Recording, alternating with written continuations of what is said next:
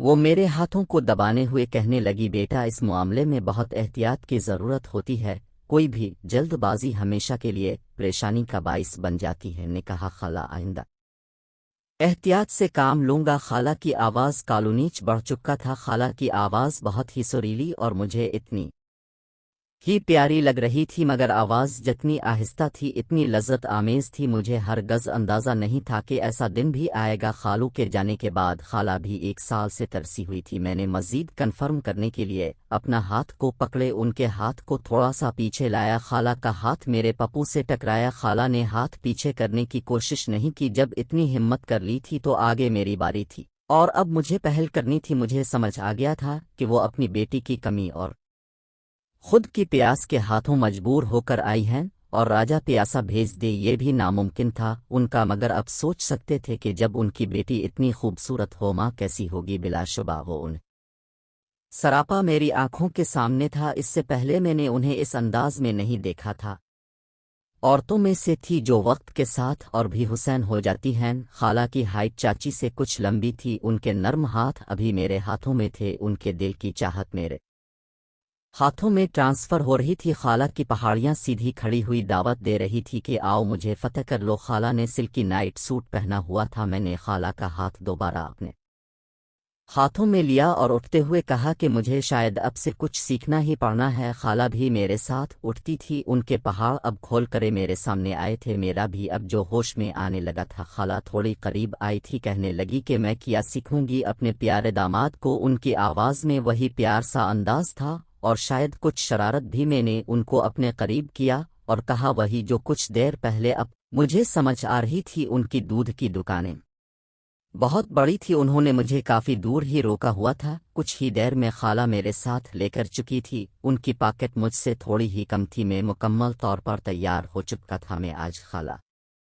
کو کچھ ریاست نہ دینے کے حق میں نہیں تھا۔ 1 سال کی پیاز اور وہ خود میرے پاس آئی تھی۔ میں ان کو صوفے پر بیٹھے جانے لگا۔ خالہ نے کہا میرے کمرے کی طرف چلو۔ میں ان کو اٹھائے ہوئے ان کے کمرے کی طرف چل پڑا۔ دروازہ انہوں نے ہی کھولا تھا، میرے دونوں ہاتھ ان کے ارد گرد تھے۔ اندر خوشبودار مہک میرے سامنے تھی، اندر ہلکی گرین لائٹ چل رہی تھی۔ بیڈ پر سرخ چادر بچھی ہوئی تھی، ایک طرف چھوٹا صوفہ اور کی کوشن رکھے ہوئے تھے۔ میں بیٹھک کی طرف آیا اور خالہ کو بیڈ پر بٹھا دیا۔ حالات چھوٹوں کو دیکھنے کی کوشش کر رہی تھی، مگر میں نے انہیں سیدھا لیٹا دیا اور ان کے ہونٹوں پر گھر کا کام کرنے لگا۔ وہ بہت گرم تھی، بہت جذباتی بھی، بہت ہی بھرپور انداز سے میرے گھر کے کام کا جواب دے رہی تھی۔ ان کو دیکھ کر میر اوشپن باہر آ رہا تھا۔ میں بیٹھ سے نیچے اترا اور تیل کی بوتل لے کر آیا اور مساج کرنے لگا۔ خالہ ان عورتوں میں سے تھی جو برداشت کم کرتی تھی جو بھی محسوس ہو اور آواز سے اس کا اظہار کر دیتی تھی۔ مساج کرتے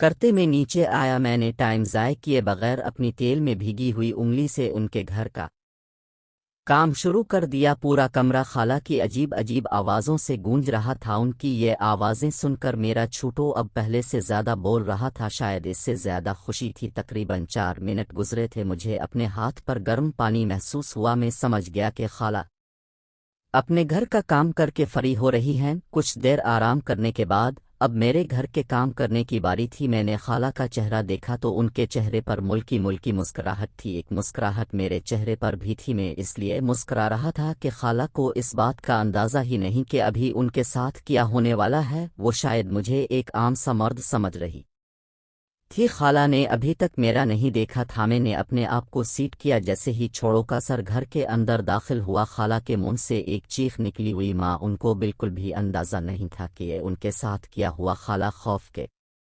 عالم میں نیچے دیکھنے لگی۔ میں مسلسل اپنے گھر کا کام کرتا رہا اور آہستہ آہستہ دور بڑھایا۔ خالہ نے بڑھاتا جا رہا تھا۔ تقریباً 5 منٹ کے بعد آدھا چھوٹو گھر کے اندر داخل ہو چکا تھا۔ میں نے ان کی اٹھنے کی کوشش کی تھی مگر ناکام ہوئی۔ پھر میرے بازو سے اپنے آپ کو چھڑوانے لگی۔ میں نے ان کو کہا کہ آرام کریں، میں آپ کے گھر کا کام آہستہ آہستہ کر رہا ہوں۔ میں مسلسل دباؤ آنکھیں دیکھی جو پانی سے بھر چکی تھی۔ 5 منٹ ایسے ہی گھر کا کام کرنے کے بعد میں نے پورا چھوٹو گھر کے اندر داخل کر دیا۔ میں ان کی آنکھیں صاف دیکھ رہا تھا جس سے پانی نکل رہا تھا۔ خالہ کی ہمت نے جواب دے دیا تھا میں نے ان کی آنکھوں میں دیکھا اور آہستہ آہستہ گھر کا کام کرنا شروع کر دیا۔ خالہ کی شکو بھری آنکھیں مجھے دیکھ رہی تھی اور شاید حیرت بھی کہ ان کی بیٹی نے مجھے کیسے جھیلا تھا، اور یہ بھی کہ وہ بخار میں کیوں لیتی تھی۔ وہ کچھ دیر الف ایسے ہی لیٹی رہی، کچھ دیر ایسے ہی لیٹے رہنے کے بعد میں نے اپنا کام دوبارہ شروع کیا۔ خالہ کو ابھی میری سپیڈ کا اندازہ ہی نہیں تھا، انہوں نے اب تک صرف اندر رکھا تھا، ابھی اس کی طوفانی سپیڈ باقی تھی۔ جیسے ہی میں نے کام دوبارہ شروع کیا، خالہ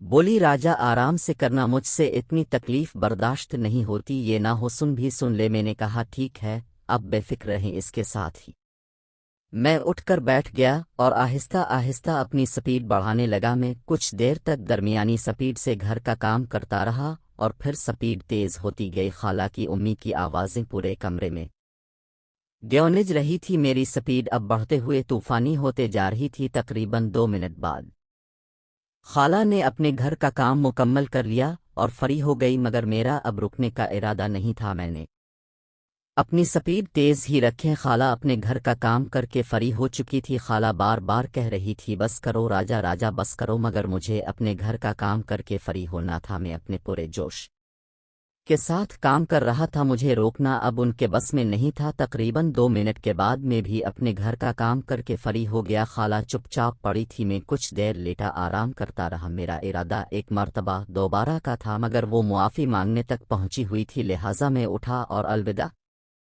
کہہ کر اپنے کمرے کی طرف چل پڑا۔